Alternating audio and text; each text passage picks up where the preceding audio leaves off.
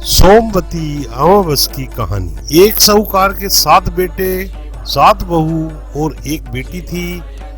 साहूकार के घर एक जोगी भिक्षा मांगने आता था। जोगी को साहूकार की बहू भिक्षा देती थी तो वह ले लेता था, लेकिन जब बेटी देती थी तब वह भिक्षा नहीं लेता और कहता कि बेटी सुहागन तो है, पर इसके बाद में बहुत दुख लिखा है। यह बात सुनकर बेटी को चिंता होने लगी और उसका शरीर कमजोर होने लगा। उसकी माँ ने पूछा कि बेटी तुम इन दिनों इतनी कमजोर दिखाई देती हो। तब उसने बताया कि एक जोगी भिक्षा मांगने आता है जो कहता है कि बेटी है तो सुहागन, लेकिन इसके नसीब में दुख लिखा है। यह बात सुनकर उसकी माँ ने कहा कि कल मैं सुनूंगी। अगले दिन जब जोगी भिक्षा लेने आया तो उसकी माँ चुप कर बैठ गई। जब बेटी भिक्षा देने लगी तो जोगी ने वही बात फिर से बोली। इतनी बात सुनकर उसकी माँ बाहर निकल कर आई और बोली, एक तो हम तुम्हें भिक्षा देते हैं और तू ऊपर से हमें गाली देता है। तब जोगी बोला कि मैं गाली नहीं देता, जो सच है वही बोलता हूँ, जो उसके भाग में लिखा है वही कहता हूँ। माँ ने जोगी से कहा कि तुम्हें यह पता है कि इसके भाग्य में दुख लिखा है, तो यह भी बता दो कि यह कैसे दूर होगा।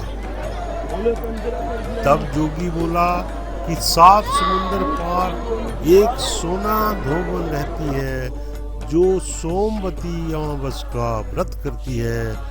अगर वह आकर अपना फल दे दे तो इसका निवारण हो सकता है, नहीं तो विवाह होते ही इसके पति को सांप डस लेगा।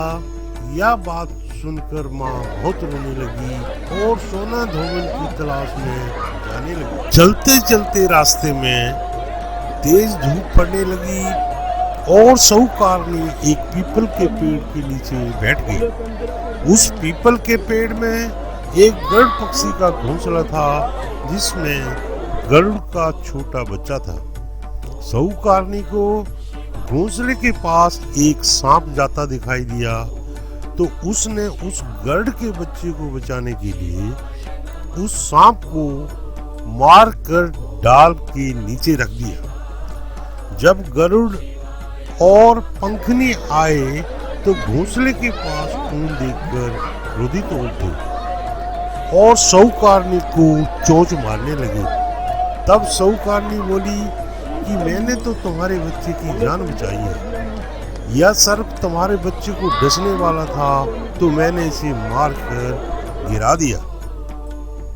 गरुड़ ने सर्प की ओर देखकर कहा, तुमने हमारे बच्चे की जान बचाई है, अब तुम्हें जो मांगना है मांगो। तब साहूकारनी बोली कि मुझे 7 समुंदर पार सोना धोबन के घर छोड़कर आओ। गरुड़ ने साहूकारनी को अपनी पीठ पर बिठाकर 7 समुंदर पार सोना धोबन के घर छोड़ दिया। वहां जाकर साहूकारनी ने सोचा कि सोना धोबन को कैसे राजी किया जाए। सोना धोबन के 7 बेटे बहू थे। उसकी 7 बहुएं काम को लेकर रोज लड़ाई करती थी और काम भी नहीं करती थी। रात को जब सब सो जाते तो साहूकारनी सोना धोबन के घर जाती और घर का सारा काम करती। गायों को नहलाती, घर की सफाई करती, रसोई का काम करती, चौका बर्तन करती, आटा पीसती, कपड़े धोती, पानी भरती और दिन होने से पहले चली जाती। बहुएं सोचती कि ये सारा काम कौन कर रहा है, लेकिन कभी एक दूसरे से पूछती नहीं कि यह सब काम कौन कर रहा है। एक दिन धोबन ने कहा कि तुम आजकल लड़ती भी नहीं हो, काम भी ठीक कर रही हो, तो बहुओं ने कहा कि सासू जी, काम तो हमें ही करना पड़ता है, चाहे हम लड़कर करें या राजी से, इसलिए लड़ाई करने का क्या फायदा। सोना धोबन ने सोचा कि आज देखा जाए कि कौन सी बहू काम करती है, और वह रात को सोई नहीं। उसने देखा कि रात को एक स्त्री आई और पूरा काम करने लगी। तो सोना धोबन ने बोला कि तुम कौन हो और तुम्हें ऐसी क्या जरूरत है जो तुम इतना काम कर रही हो।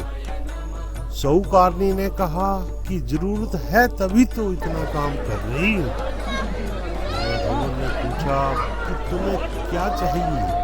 साहूकारनी बोली कि पहले मुझे वचन दो तब बताऊं। सोना धोबन ने वचन देकर कहा कि अब बताइए। साहूकारनी बोली कि मेरी बेटी के भाग्य में दुख लिखा हुआ है, इसलिए आप चलकर उसे सुहाग दें और सोमवती करें। सोना धोबन अपने बेटे बहू से बोली कि मैं तो साहूकारनी के साथ जा रही हूँ, यदि पीछे से तुम्हारे पिताजी खत्म हो जाएं तो तेल घी के कूप में डालकर छोड़ देंगे। फिर दोनों साहूकारनी के घर चली जाती हैं। साहूकारनी की बेटी का ब्याह होने लगा। दूल्हा पैरों में बैठ गया।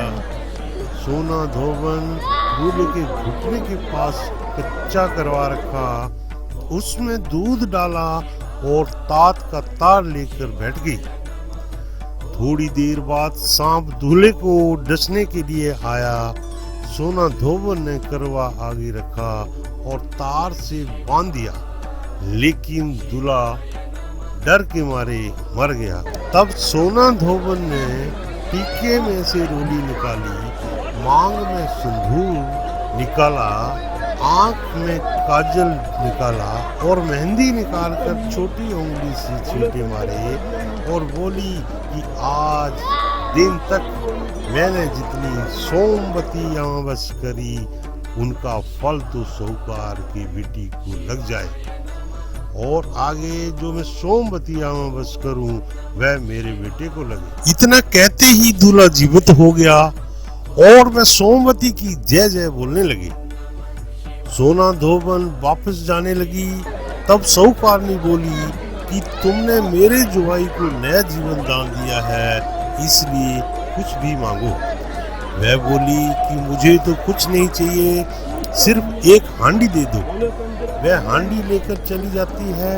रास्ते में सोमवती आती है तो हांडी का 108 परिक्रमा लगाकर पीपल के पेड़ के नीचे गाड़ कर घर आ जाती है। घर आकर देखती है तो उसका पति मरा हुआ तेल और घी के रूप में पड़ा है।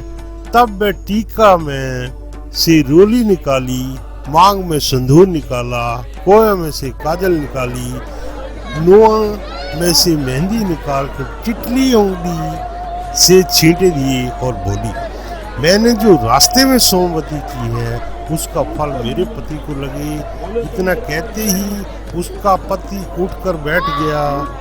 घर का ज्योतिषी आया और बोला कि जजमान, सोमवती अमावस को मेरा क्या है तो दक्षिणा दे।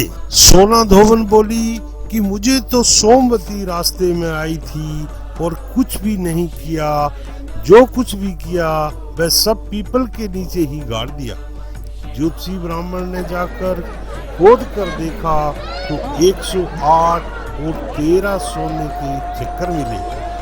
ज्योतिषी ब्राह्मण सबको घर ले आया और बोला कि ऐसी फेरी की है और मुझे बोल दिया कि कुछ भी नहीं किया। सोना धोबन बोली, या तो तुम्हारे भाग से ही हुआ है, इसलिए इसे तुम ही ले जाओ।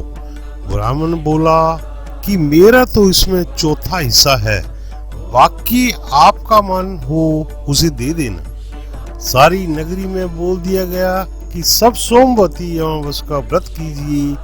ये सोमवती अमावस जैसा साहूकार की बेटी को सुहाग दिया वैसा ही सबको देना।